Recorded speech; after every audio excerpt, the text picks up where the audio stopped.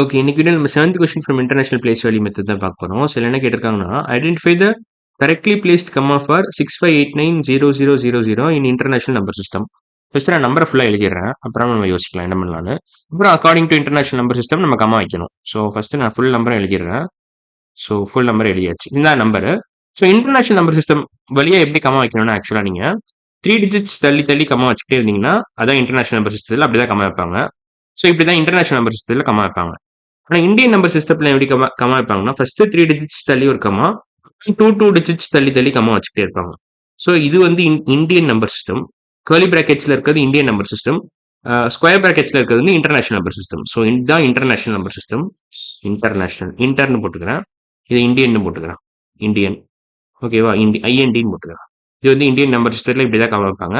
International number சிஸ்டத்துல இப்படி comma வைப்பாங்க. இப்படி ஓகேவா? ஸோ நம்ம அந்த மெத்தட் தான் ஃபாலோ பண்ண போறோம். இன்டர்நேஷனல் நம்பர் சிஸ்டம் வழியாக தான் நம்ம கம்மா வைக்க போகிறோம். ஸோ ஃபர்ஸ்ட் 3 டிஜிட் தள்ளி ஒரு கம்மா, ரெண்டாவது செட் ஆஃப் 3 டிஜிட் தள்ளி ஒரு கம்மா, அவ்வளோதான். ஸோ நம்ம எப்படி வாசிப்போம்னா இதை ones, tens, hundreds, 1000, 10,000, 100,000, million, 10 million. So 65,890,000 இதான் ஆன்சர். ஸோ செகண்ட் ஆப்ஷன் தான் கரெக்ட். அவ்வளோதான். ஸோ இன்னைக்கு வீடியோ நம்ம 7th கொஸ்டின் கம்ப்ளீட்டாக முடிச்சிட்டோம். அடுத்த வீடியோ நம்ம 8th கொஸ்டின் ஸ்டார்ட் பண்ணிடலாம். ஸோ இன்னைக்கு வீடியோ அவ்வளோதான். அடுத்த வீடியோவில் பார்க்கலாம். பாய்.